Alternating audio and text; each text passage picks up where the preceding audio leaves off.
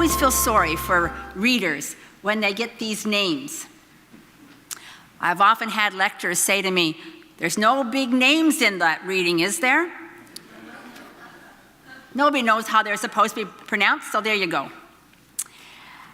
In the lectionary this morning, we move from Jesus' baptism to the beginning of his ministry. We don't touch on the temptations in the wilderness, which really comes between the baptism and this passage. We'll read that during Lent. We discover that Jesus has been living in Nazareth and decided it would be prudent, given Jesus' arrest, to leave. This is a place where he has family and friends. Also has some enemies. Who does he know in Capernaum? The gospel doesn't tell us. Did Jesus leave and go to Capernaum knowing he would have a place to stay? The gospel doesn't tell us. Instead, we have a narrative about the call of the first disciples by Jesus, according to Matthew. We read a different call, or a slightly different call, last week from the Gospel of John. The story has some curious elements. Jesus sees the fishermen and invites them, Andrew and Peter, to follow him. There is no conversation in which he convinces them of the rightness of his mission. And he just says this very curious thing: "Follow me, and I will make you fishers of people." What on earth can that mean?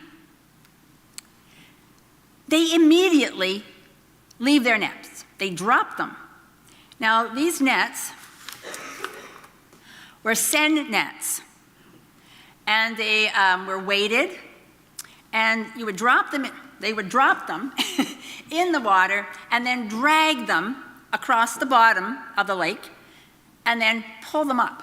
And so whatever it was got caught in those nets, that was their catch. They leave it. They just drop them, fish, everything, and follow him.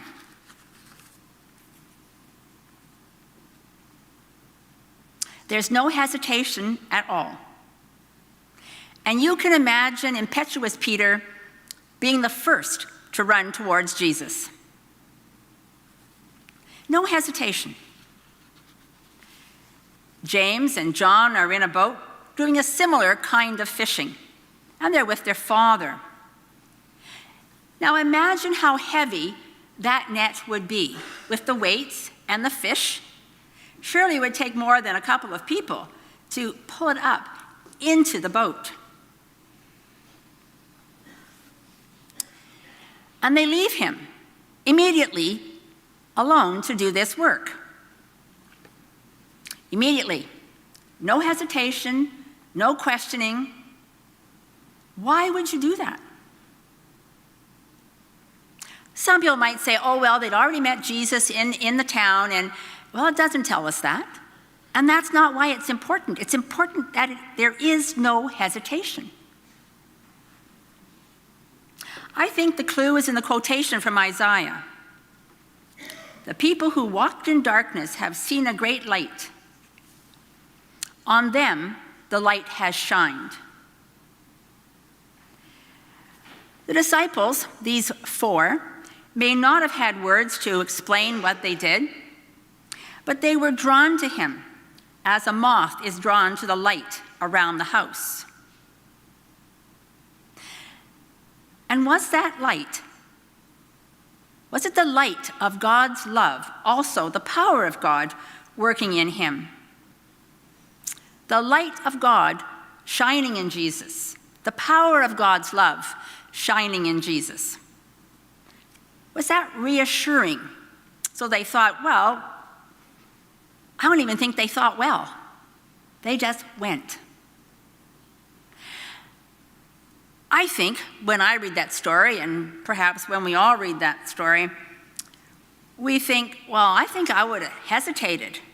I think I'd have asked a few more questions, like, where are we going? Or where are you going? Where are we going to eat? Where are we going to stay tonight? All those kinds of questions I think I would ask.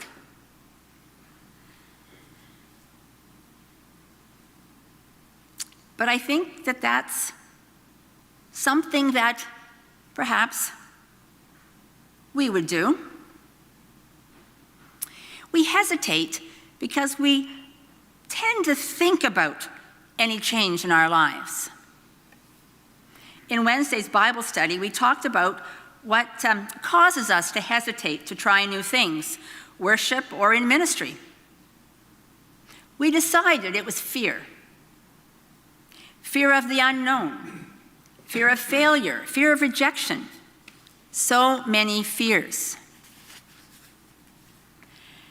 Judith Timson, a journalist, wrote a column in Friday's Star enumerating all the fears of our age, from the mistaken alert about the Pickering nuclear plant, to climate change, to the coronavirus, to daily fears of losing a job, being hit by a car, of disease, illness. But she offers no solution. All is darkness, the darkness of fear. But light dispels darkness. Even the smallest candle flame will give light around it. I remember when I was a little girl, I didn't like the dark. I hated the dark. I still don't like the dark. I have shears in my house, not drapes, not curtains. I have shears. Let all the light in as possible. And there was a house on our street. It may have been the original farmhouse, I don't know. And it was set way back from the sidewalk. And to get from the corner of our street to my house, I had to go past this house. And it had bushes and trees around it. And there never seemed to be any light in the windows. It was dark. It was creepy. It was scary. And I would run as fast as I could to get past it. I don't know what I thought was going to happen, but I didn't want to know. I ran. And I ran home, where there was light in the living room window. There was light in the kitchen window. So even before I got in the house, those lights dispelled the darkness of the fear that I had of this one house. We live in a time when the light of Christ is needed. And for many people, that light is hard to see. It's hard to see where the light of God's love can take away the fear of darkness. And that's where we come in. We as Christians, we as people of St. Paul's, we have to believe in that light of Christ. And we must see it, and we must embody it and live it. Folks need to see that light in us to dispel the darkness of the fears that they have, of the pain that they have, the darkness of all that they see around them in the world. And I'm not trying to be Pollyanna. I'm not trying to take away that there are true fears, but how do we cope with them? How do we live with them? That's where we as Christians with the light of Christ in us can offer hope.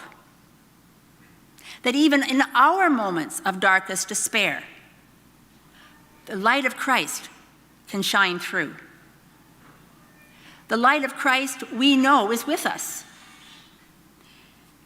The fear may be real, but it doesn't have to have a hold on us. Christians, like the disciples, have a piece of work to do in the world. To be the light of Christ, to enlighten the world. Can we do that? Have you got the light of Christ in you? If someone saw you on the street or in the grocery store or in your workplace, would they see the light of Christ shining in you? That's our goal, for the light of Christ to shine in us so that we can share that with those we meet, with those we love, and it will also remind ourselves that we are God's beloved children.